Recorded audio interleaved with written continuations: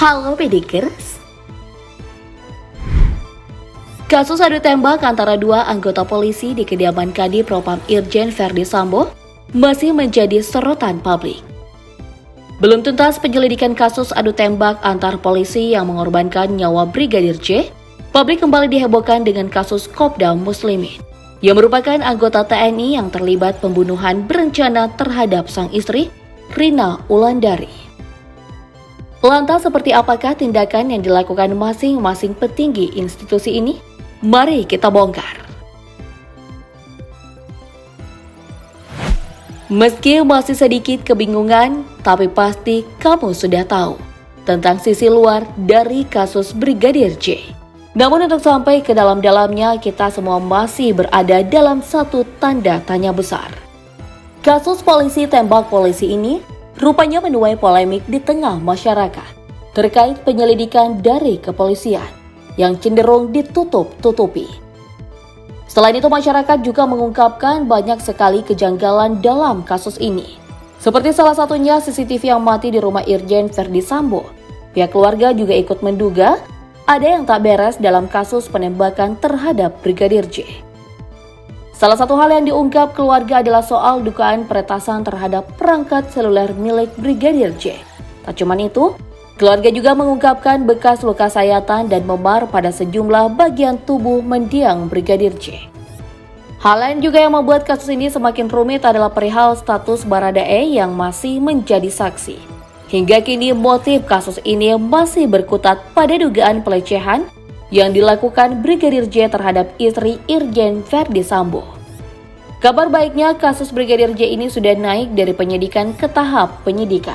Artinya Bareskrim Polri meyakini sudah ada dugaan pelanggaran pidana dalam insiden ini.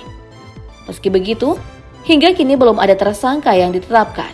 Hal ini lantaran proses penetapan tersangka itu harus berdasarkan dua alat bukti. Otopsi ulang juga bisa menjadi bagian dari satu alat bukti nantinya, yang kesimpulannya diberikan oleh dokter forensik yang melakukan otopsi ulang secara independen. Dalam penanganan kasus ini, sejauh ini Kapolri Jenderal Listio Sigit Prabowo telah mengambil langkah tegas dengan mencopot 3 orang perwira. Terkait kasus penembakan Brigadir J di rumah Irjen Verdi Sambo, ketiga perwira ini yakni Irjen Verdi Sambo, Brigjen Hendra Kurniawan, dan Kombes Budi Hardi Susianto. Verdi Sambo dicopot dari jabatan Kadif Propam, lalu Hendra dicopot dari Karopaminal dan Budi dinonaktifkan dari Kapolres Metro Jakarta Selatan. Penonaktifan ini dilakukan guna menjaga objektivitas Polri dalam penanganan kasus penembakan yang dilakukan Baradae. Namun sejumlah pihak mendesak kepolisian segera menuntaskan kasus ini. Dan tak berhenti sampai penonaktifan 3 orang perwira saja. Bahkan desakan ini salah satunya muncul dari orang nomor 1 di Indonesia, yakni Presiden Joko Widodo. Dalam konferensinya setelah meresmikan perluasan Bandar Udara Internasional Komodo di Labuan Bajo, Jokowi meminta kasus polisi tembak polisi ini diusut tuntas dan transparan. Usut tuntas, buka apa adanya, jangan ada yang ditutup-tutupi, transparan. Selain itu, Presiden 2 periode ini juga mengatakan bahwa pengusutan kasus yang terbuka dan transparan sangat penting untuk menjaga kepercayaan masyarakat terhadap institusi kepolisian. Penting untuk agar masyarakat tidak ada keraguan-raguan terhadap peristiwa yang ada. Ini bukan pertama kalinya Pak Jokowi menyinggung soal kasus Brigadir J.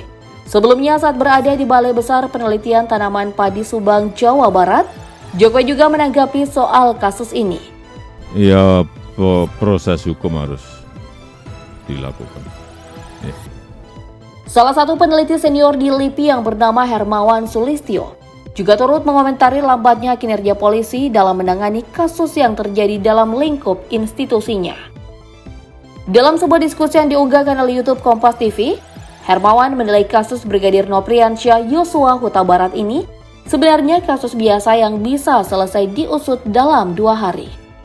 Namun kasus ini berlarut-larut hingga hampir sebulan karena salah penanganan sejak awal. Ini kan kasus kriminal biasa, 2 hari selesai. 2 hari selesai? Iya. Ya, kok sekarang bisa lambat, kenapa? Ya karena penanganannya salah dari awal.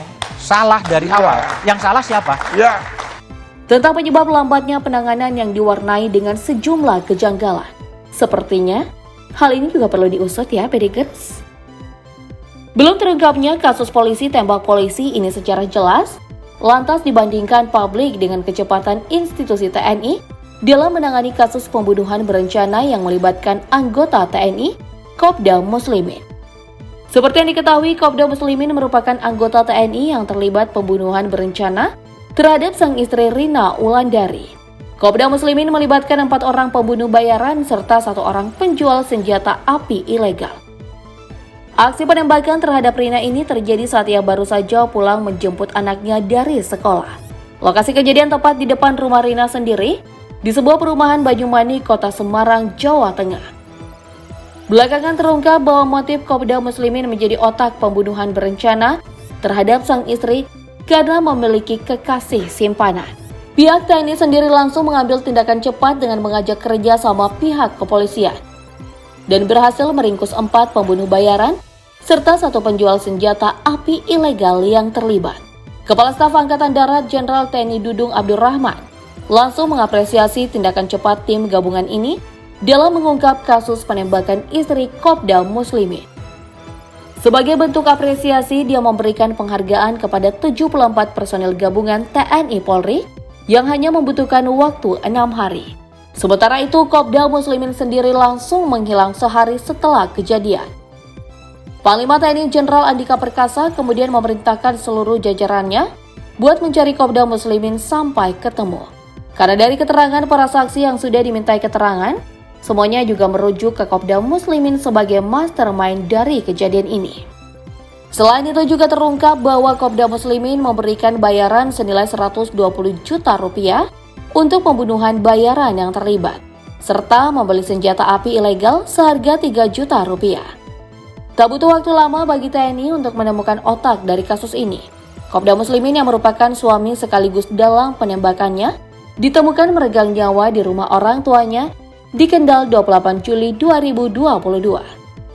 Dari hasil otopsi, penyebabnya diduga karena racun, karena tidak ditemukan luka akibat kekerasan fisik dari jenazah Kopda Muslimin. Setelah melihat perbandingan dari pihak TNI dan Polri dalam menangani kasus yang melibatkan anggotanya, apa kritik dan saran kamu buat kedua institusi ini? Tulis di kolom komentar ya, Pedikers, biar bisa jadi bahan evaluasi buat mereka.